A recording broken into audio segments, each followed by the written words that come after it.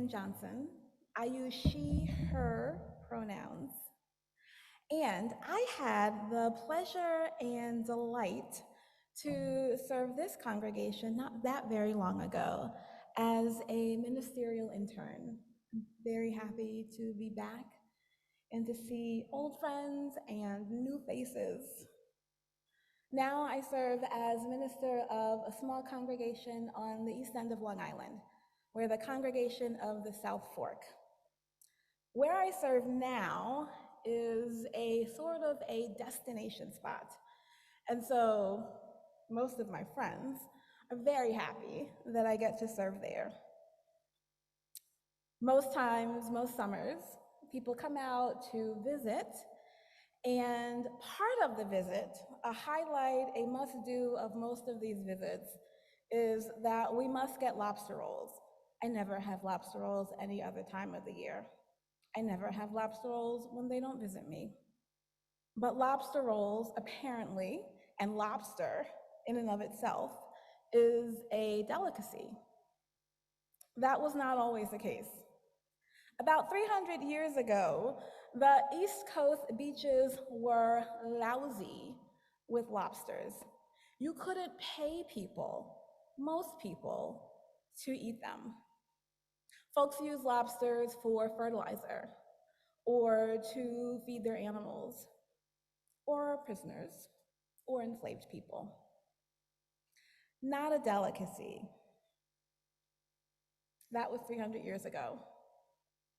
The picture is pretty different. Lobsters, I think, I am learning,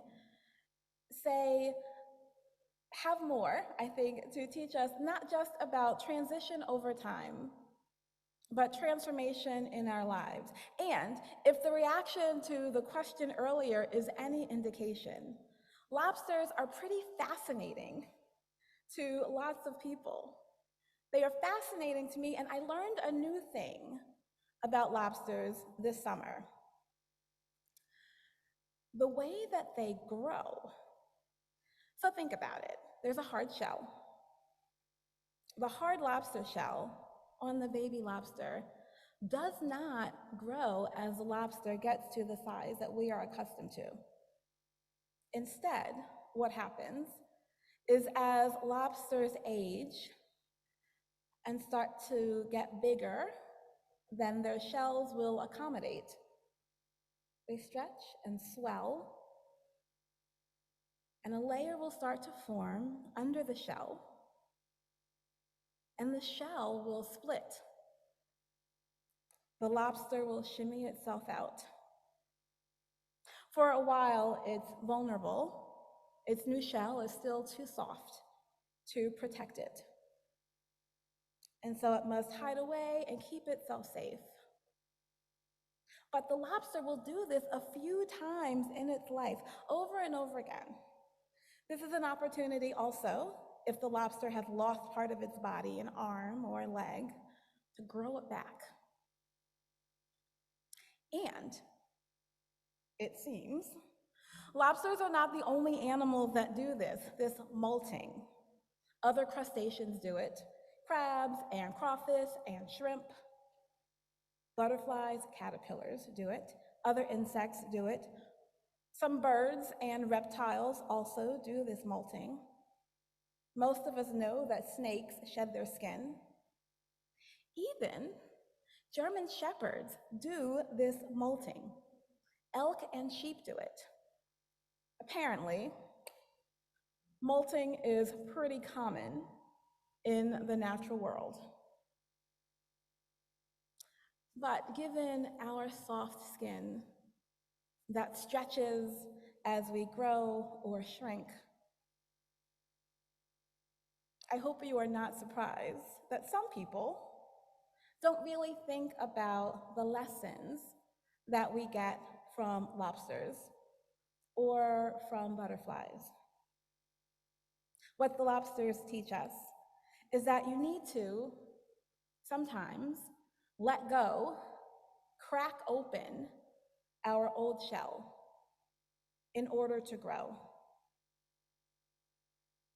That discomfort, dis-ease, can be the impetus for us to grow into something larger and more grand.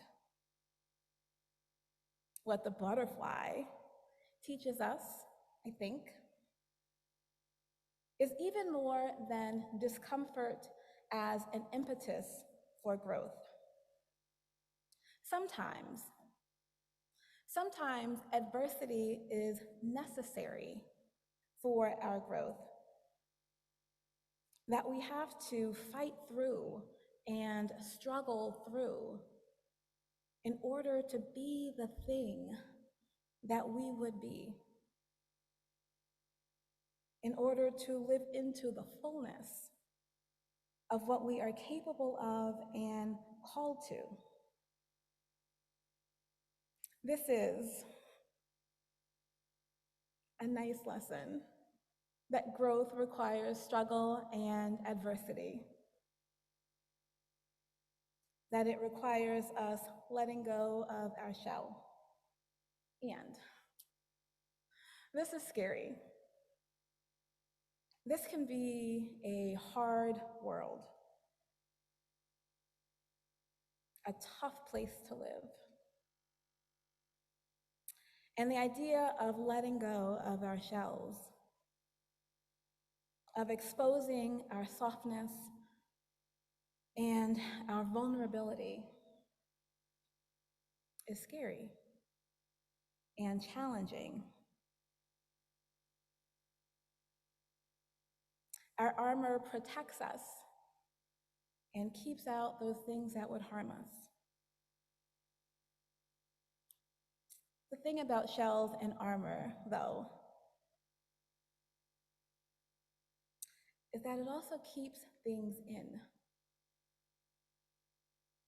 And so, if we are to let out as much of our light and as much of our shine and as much of our glory as is possible, then we have to risk that vulnerability, that scariness. I see this in my own life. Maybe not a hard shell exoskeleton, but I see it when I look in my closet. Maybe you're like me. If my conversations with friends post-COVID is any indication, some of us are looking at our closets and we are faced with clothes that just don't fit anymore. And if I'm honest, this is not a post-COVID, mid-COVID, during COVID dilemma for me. All of my life, I have been faced with clothes in my closet that just don't fit anymore. And this is not just about the size, up and down, larger, smaller. It's also about the style. I have been going into my closet for the past 7 years. There are clothes that I brought with me to Long Island that I have never worn. And it's hard for me to let them go because they speak to me of that woman that I used to be, the person that a part of me still wants to be, that I think maybe I can bring back. But the fact is, that woman is not coming back. Parts of her are here, and I am someone new. I am someone different. And it is time for me to let go of that shell, to let go of those clothes, to let go of who I was in order to be who I am. There's a story in the Christian scriptures. Some of you, I think, probably know this.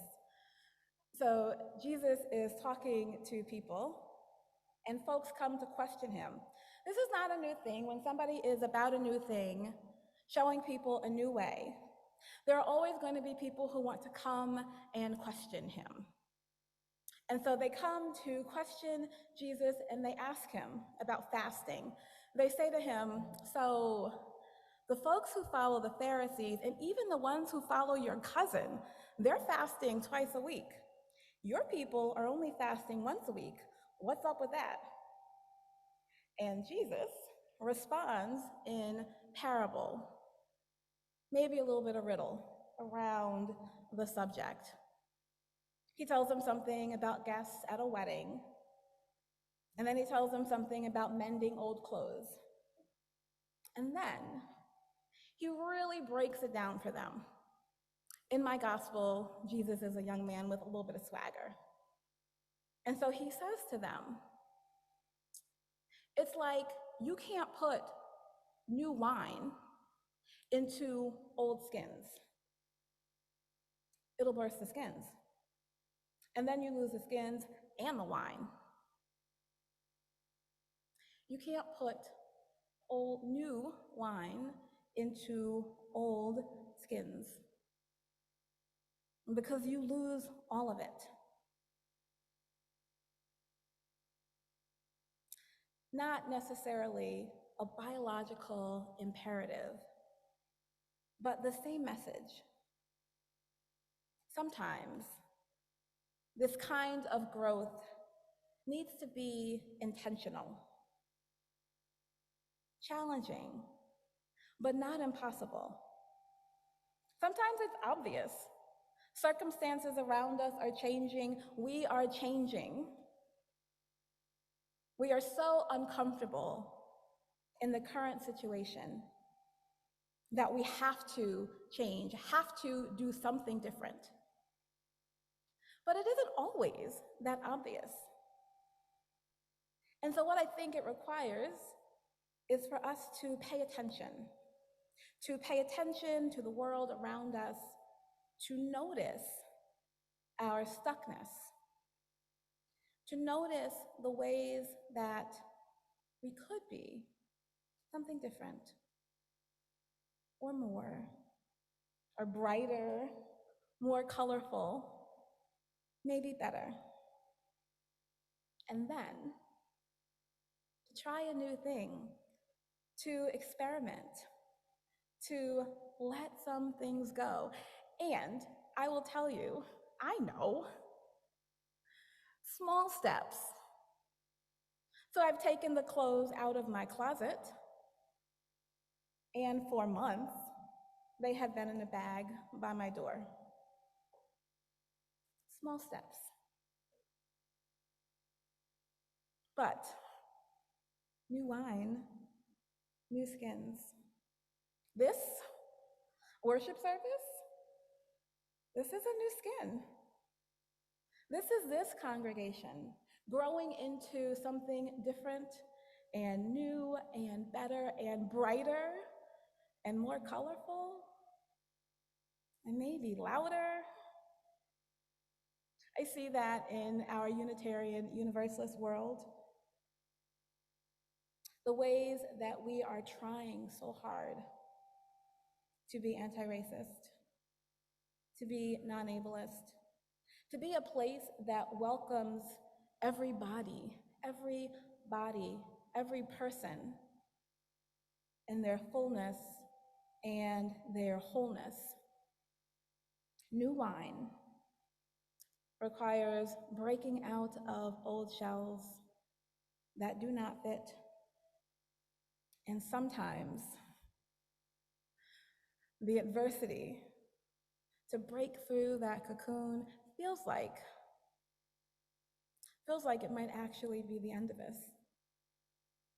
And yet, we know that there is something bigger and brighter on the other side of that.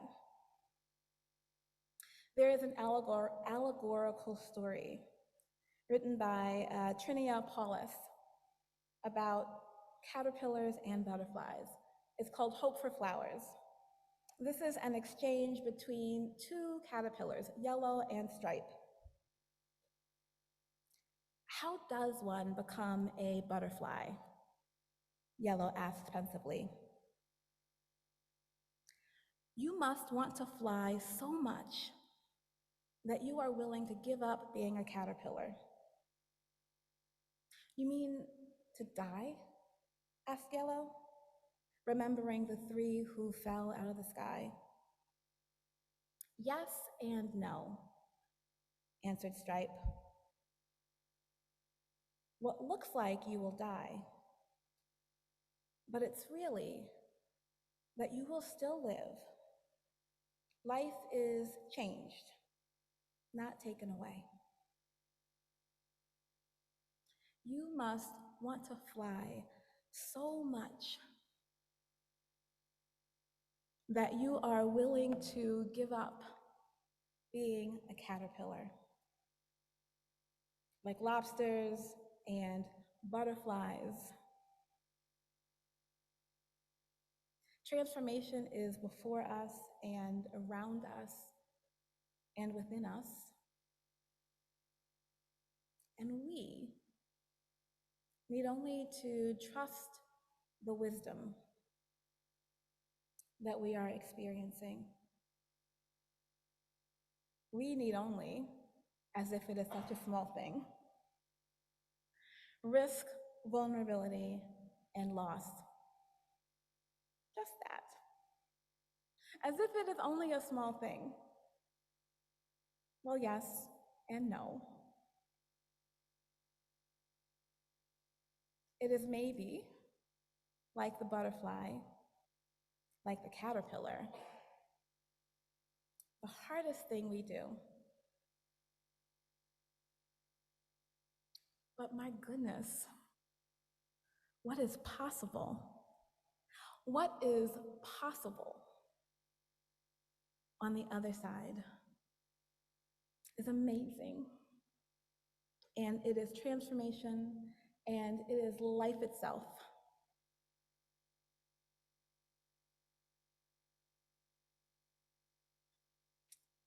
To risk letting go of who we were to be what we can and, if I may be so bold, are called to be. That is what we are about. Hey everyone, I am Ember Kelly. I'm the Director of Religious Education here at Fourth Universalist, and it's so good to be with you all. We are having our segment of the video where we dive a little bit deeper into the themes of the service to just learn a little bit more and just have a little bit of a deeper dive. So Reverend Kimberly, great to have you here today. Hi. I'm happy to be here. Thank you. Yes, it's nice to finally get to meet you in person because we've talked online a few times and for other reasons, and it's great to finally get to meet in person. Same. It's kind of cool to keep having this experience, even though I feel like I've been here a while, but I keep getting to actually meet people in person, and it's fun. So for folks that did not, the video doesn't have the time for all ages, but folks in person know that I mentioned lobsters in the time for all ages because I knew about the lobsters and butterflies as part of the sermon. And, it turned out that our young folks are very, very interested in talking about and learning about lobsters, which I was ill prepared for. So with such an interesting name to the sermon, to the message, what inspired it?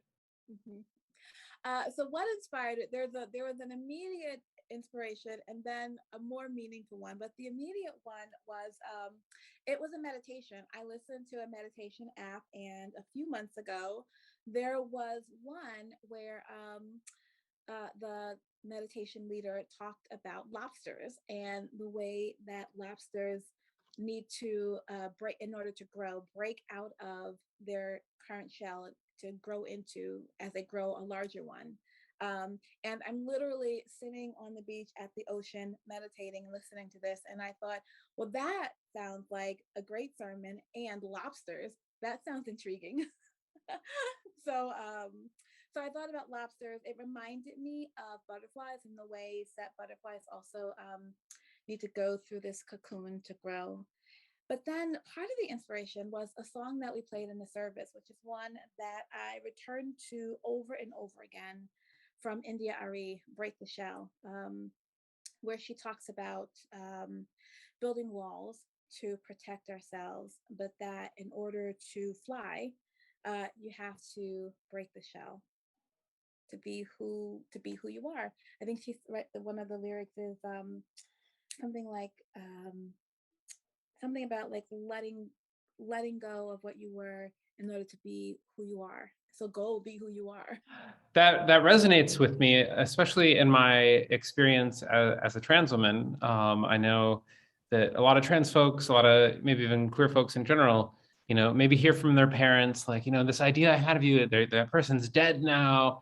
And, at first when I first was coming out, I really like, no, it's all the same. It's all the same. But now, as I've been out for longer and gotten to understand myself better, I'm like, it's okay if I did get rid of the old me. It's okay if that Yeah. old me is dead. Yeah. And in fact, there was one time I went to, I wrote a poem about it that I ended up performing.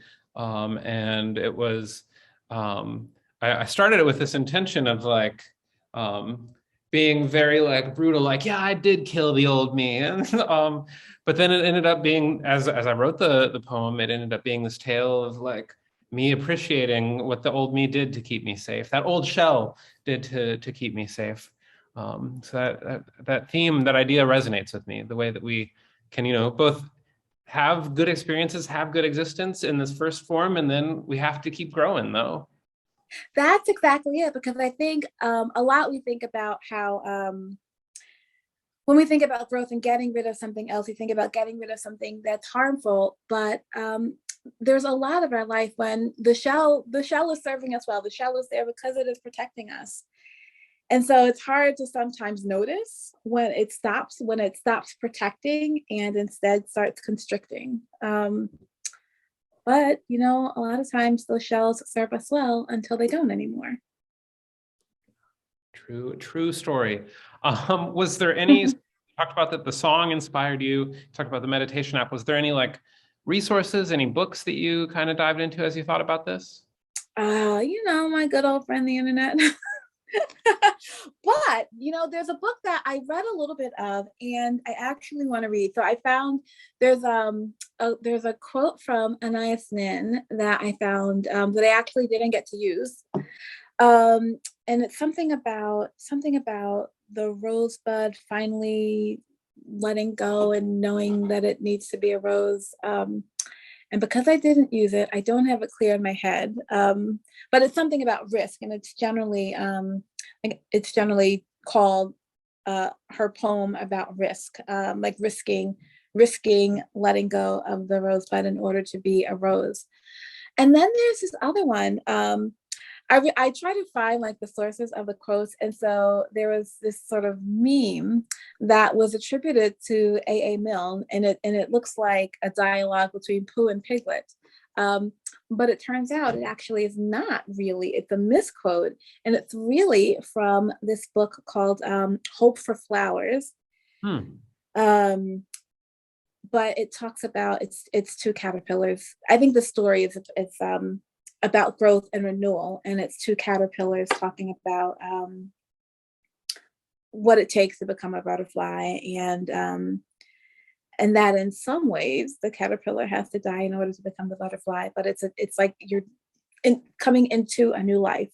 And so I use part of that, a little tiny excerpt from it, but I want to go back now and read more of the full story, Hope for Flowers. It's something Paulus or Paulina, I am going to get the author wrong, but Hope for Flowers. That's the title of the story. That's interesting. I'm gonna have to check that one out. When you started talking about the Winnie the Pooh, I've seen the meme where it's Piglet and Pooh talking, and then they say like, "What time is it?" and Pooh says, "It's time to burn it all down." Piglet. No. A little bit different meme. I mean, that might be a sermon in 2 weeks. Right. A different moment for them. No, I love it. As we were prepping for this video, you were talking about one of the illustrations was about having old clothes that you're not willing to part with, which particularly resonates as someone who never seems to get rid of clothes that I don't wear at all. I think that is perhaps an example that a lot of people really can see, that we hold on to these old images of, yes, I'm going to be, in my case, yes, I'm going to be this hip, cool person that wears all these really like trendy clothes, and like I'll get like one trendy item and then I'll never wear it, and then it sits and does nothing. Sometimes we got to be honest about who we are. But I still have this idea. I was talking to a friend a few weeks ago, and I said something about room in my closet, and she was like, well, don't you, like, anytime you get something new, get rid of something that you already have? Like, what is this? What is that? Get rid of something every time you get something new. I literally just buy new hangers. Rather than, I am out of room in my closet. So I've started to get rid of the old things. And there really are things that I haven't worn in 10 years, but there was that person that I was 10 years ago that, went to an office and was very polished and had this very tailored look. And I liked her, and she was like pretty awesome. Or, there was a, flowy, there are all these like different versions of me that I have been in the past, and they are still in my closet. They are making their way out of my closet, and making space for who I am now. We can appreciate who we were. We can still love that version of us, but we gotta make that room to let the new us thrive. It's like they say, take a picture, it'll last longer. So I just take a picture of those clothes, or maybe find a picture of myself wearing those clothes and let the clothes go. I love it. I love it. Reverend Kimberly, it was so great to get to sit down with you. So great to have this message to really challenge us to think about growth during, this. People may not think of a summer necessarily as a growth time, but like I feel like it's a time when people are starting new things, a lot of changes in people's lives. So it's a good moment for us to be challenged. I really appreciate that. Thank you so much. Really, my pleasure.